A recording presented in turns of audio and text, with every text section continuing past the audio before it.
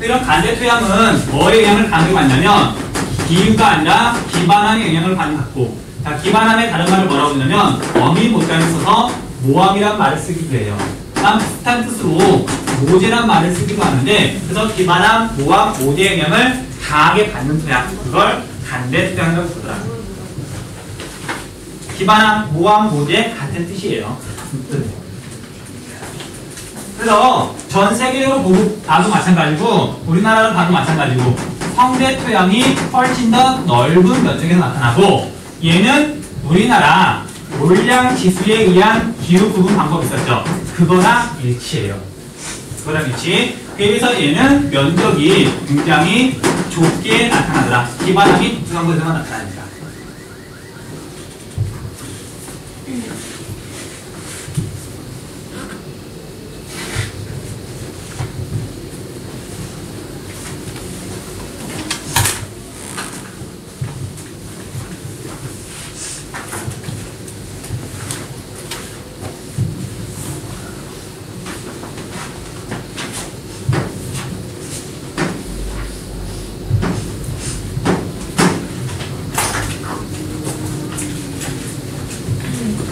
자, 정리할게요. 자, 그래서 몰량지수에 기후 구분을 봤더니 가장 북쪽이 대마고원형이었고, 그 다음 남해안 일대가 남해안형이었죠. 그 다음 가운데 부분은 통문해상이라고 했어요. 그리고 또 세 가지만 구분하면 돼요. 그래서 먼저 대마고원형부터 나타나는 성대토양 한번 정리해볼게요. 이 부분은 뭐 이해라기보다는 그냥 외우시면 돼요. 그리고 알고 있는 것도 있고 모르는 것도 있겠지만, 자, 그래서 대마고원형을 봤더니 여기는 기후가 냉대 기후 지역에 들어가죠. 이 냉대라는 말이 가장 중요해요. 왜냐면 성대 토양은 기후의 영향을 받기 때문에. 자, 그래서 시험 문제에서 토양 문제다. 근데 기후가 냉량하다. 또는 얘는 냉량 습윤이라는 말을 쓰기도 해요. 냉량 습윤. 그래서 이런 기후라는 말, 이런 말이 나오면 무조건 포두절토를 말하는 거예요. 여기서 나타난 토양, 무조건 기후를 보셔야 돼요. 얘를 봤더니 얘의 이름은 포두절토죠. 포두절토. 그 다음 포두절토의 색깔은 무슨 색이에요? 응? 회백색은 알고 있잖아. 그래서 그냥 정리하시면 돼요. 냉대 기후지역에 나타나는 토양은 회백색이라는 거 정리해 주시고요. 그 다음 이건 시험지에서 사실 지문이 나오면 당황하게 이렇게 씻겨 내려가고 규상질이라고 하는 물질만 남아서 회백색을 띈대요. 그래서 이거 다 이해하려면 과학도 굉장히 잘해야 되기 때문에 그냥 외우는 게 훨씬 더 속이 편해요. 규산질이 남아서. 그 다음 여기는 기온이 낮기 때문에 미생물의 활동이 활발할까 활발하지 못할까. 낙엽이 잘 썩을까 썩지 않을까. 기온이 낮으니까 낙엽이 잘 안 썩더라. 미생물의 활동이 미약하더라. 자, 그러다 보니까 낙엽이 썩지 않아요. 당연히 토양은 척박하게 되겠죠.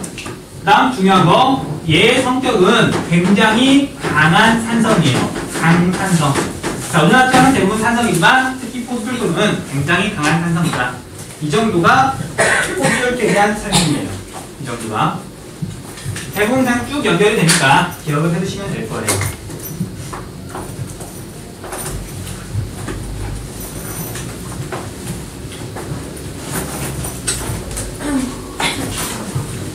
그 다음 남해안형을 보면 얘도 제일 먼저 살펴봐야 되는 게 기후 조건이에요. 고온 다습한 환경에서 만들어진다는 거. 고온 다습 기후가 첫 번째예요. 그 다음 여기서 나타나는 토양을 뭐라고 부르냐면 적색토라고 부르죠. 빨간색이에요. 자, 그런데 여러분들 기억하는 사람도 있을 거야. 뭐라고 정확한 명칭이 뭐냐면 앞에 이런 말이 붙어요. 라테라이트성 적색토라는 말. 라테라이트성. 그런 것 같아요? 라테라이트성 적색토. 라테라이트. 그런 거 되게 민감하게 봐. 라테라이트성 적색토. 쓸데없게 말해주지. 자, 이 부분 설명할게요. 얘도 시험 문제에서 어렵게 나오면 물어보더라고요. 봐봐. 여러분들 아까 설명했던 것처럼 이렇게 지구가 이렇게 있으면 적도 근처 열대기후 지방에서 나타나는 토양이 라테라이트토죠.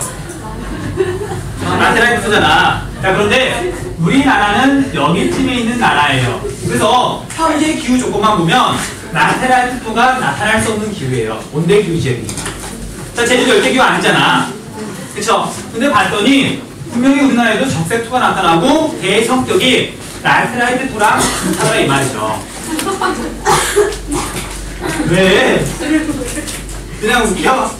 내 인생이 큰일이야. 아무튼 그래서 현재 기후 조건은 분명히 라테라이트토가 나타날 기후가 아니에요.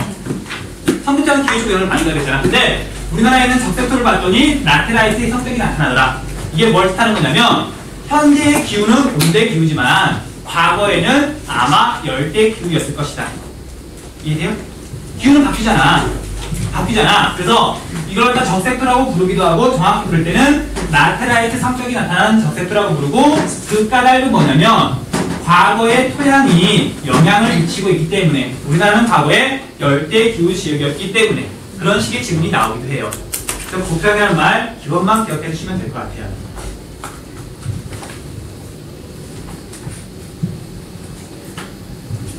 자, 당연히 토양 색깔은 적색이 되겠죠. 적색.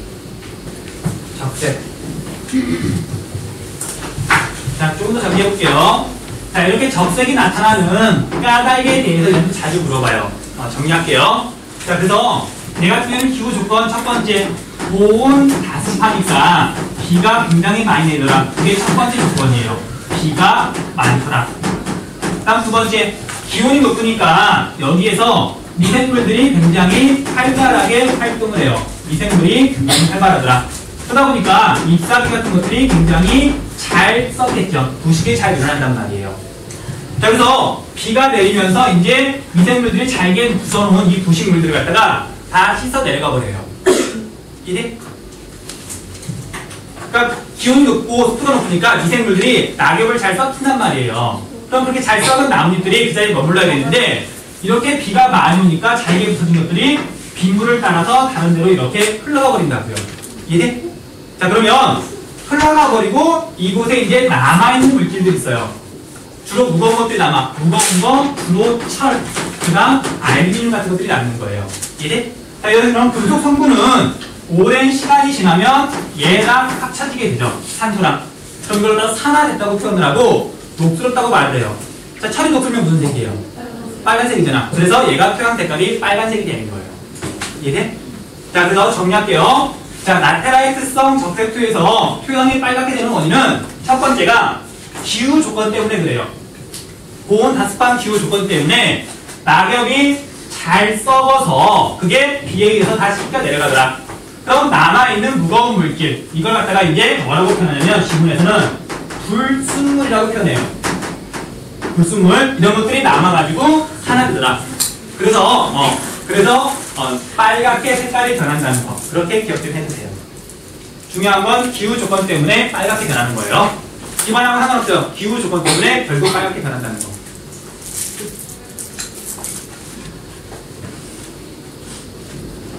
그렇지만 하자. 이문가 있으면 제대로. 재밌는 얘기 해주세요. 이거 얘기 해주세요. 선생님, 남파에서 손가락 얘기하셨었는데. 시간 뭐 없어. 얘기해주세요. 저희 엄마 안 해주세요. 이건 다 찍으시면 아무것도 안 맞아. 찍고 있었으면 수상권을 내세요. 우리 이용하시면 첫사랑 얘기가 안 되니까. 첫사랑 해주세요. 우와.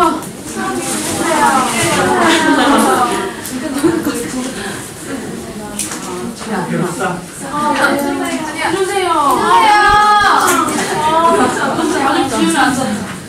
잘 쉬우면 안 돼.